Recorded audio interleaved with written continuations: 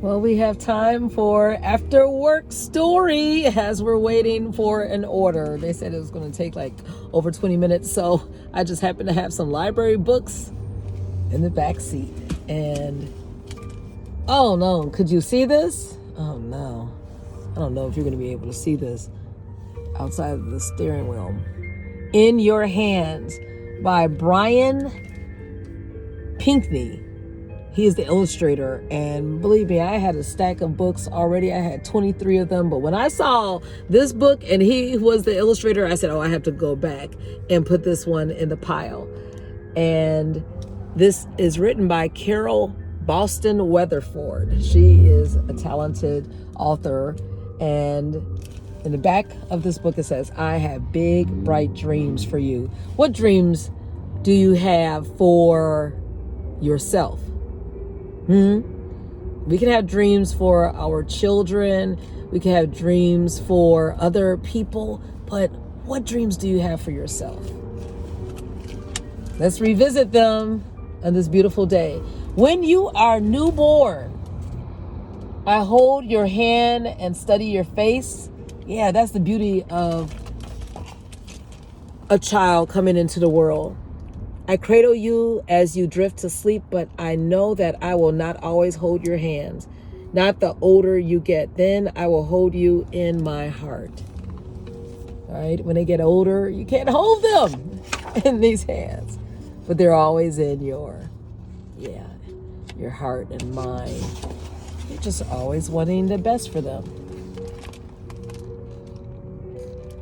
Oh, look at this beautiful illustration. In your hands. Don't fret about your loved ones or your little ones. They're in your heart, but they're being cared for. In memory of the sons, we've lost. In prayer for the sons we love. To the whole wide world. That's what the author and the illustrator wrote for their dedication page. Yeah. Loss is real. It's deep. It's sometimes very enduring. It lasts for a long time, and there might be a gaping hole in the heart. But know that you can have resilience and peace and joy to fill that space. Yeah. When you are newborn, I hold your hand. Oh, let me put it right here. When you are newborn, I hold your hand and study your face. I name you Omari, firstborn son. I cradle you as you drift to sleep. While napping, you crack a smile. I have big, bright dreams for you. Doesn't every parent, every mother, every father has that for their child? That's why you have to keep this image sometimes, especially when the children get into elementary school and the middle school years, when they don't look adorable anymore and they're getting into a lot of stuff. You still have to maintain that image and that intention. Now, maybe they don't want to do exactly what you want to do, but still remember that they are beloved. They're special, even if they are not the cute, cuddly size anymore. I hold your hand as you learn to walk, as you cross the street and enter kindergarten. Oh, I saw the kindergartners today, as well as the 8th graders, and they're all precious. You're all precious, even though they might be getting into stuff and discovering about the world. They're all very special. And we have to remember that about them. I kiss your scrapes and scratches and wipe your occasional tears. We have to do that as parents, as adults, as guardians of their hearts. We take turns reading bedtime stories aloud. I tuck you in at night and remind you of the golden rule.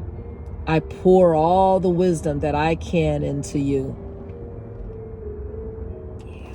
because you want the best for them.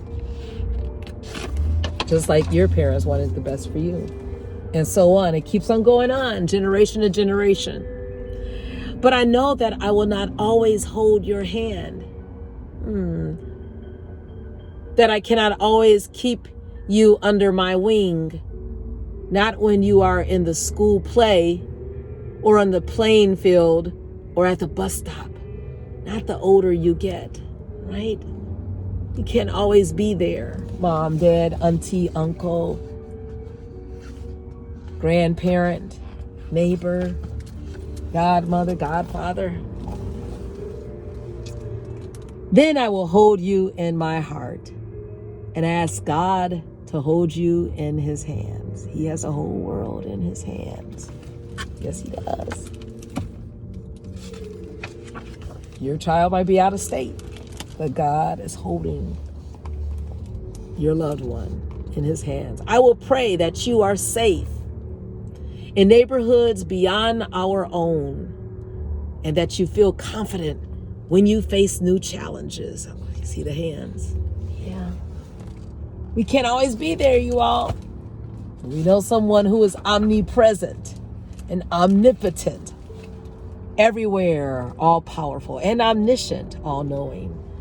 I will ask God to guide you as you test limits and explore horizons. I will trust him to watch you as you cross the street and as you cross over to adolescence. Oh, I didn't know that this was going to be a book. Hey, but you know I resonate with this. Prayer is the key. Having communication and leaving it there. In everything with prayer and supplication, with thanksgiving, let your requests be made known. And the peace of God that passeth all understanding shall guard your heart and mind through Christ Jesus. Okay, hey, I'm just following the book. And in Philippians 4:8, you'll be able to think, you'll be able to meditate on the things that are true, honest, just, pure, lovely, and of good report. If there be any praise, if there be any virtue, think of those things. Don't think of the negative and the lies and all the naysayers and this is going to happen. No! Guard your heart and mind. Whew. All right. I will pray that the world sees you as a child of God, and as you cast a longer shadow, that you will be viewed as a vessel to be steered rather than a figure to be feared. Oh my, especially those of us who have young men, and especially those of us who have African American young males. We know. Have you had that talk as far as driving while black and what to do and to stay calm and keep your hands on the wheel? I'm just saying, we've had that. I will pray that you are judged by your character, and I will call on God to lead you on the right path. I got this from the Chicago Public Library. Oh my. I will pray that missteps brings lessons and are forgiven, and that you be granted second chances. It's called grace to erase. When we make mistakes, we all make mistakes. But we're praying that people would be merciful. And I always told my son, you have so many angel advocates. They advocate for you. It's always been like that since he was a baby, and then a toddler, and then an elementary school student. People will be placed in his life in middle school and high school and now in college and beyond in adult years. Oh my, this is beautiful. I will pray that you be spared injustice. And I will ask that if you face old foes, God bless you with courage equal to your convictions. Yeah. You can do all things through Christ who strengthens you. Huh? Absolutely. Beautiful, beautiful. I will pray that you can always hold your head up high. Hold it up. And that you grow old and raise sons and grandsons who will be exalted for the sons that they are. Oh, what a beautiful prayer. And the same thing for our daughters too. I think it's in Psalms 144:12 that our sons may grow up as plants in their youth and our daughters be as polished as palaces, the similitude of grace. Yes, that's it. That's our prayer. I add my prayers and I add my voice. Yes. To the chorus, Black Lives Matter, your life matters. I pray to God each day, hold my son in your hands. Oh, beautiful. It's so funny. And I talked to my son today and I only was able to say 2 words and then the phone cut off. But I said, oh, to hear your voice. What a blessing.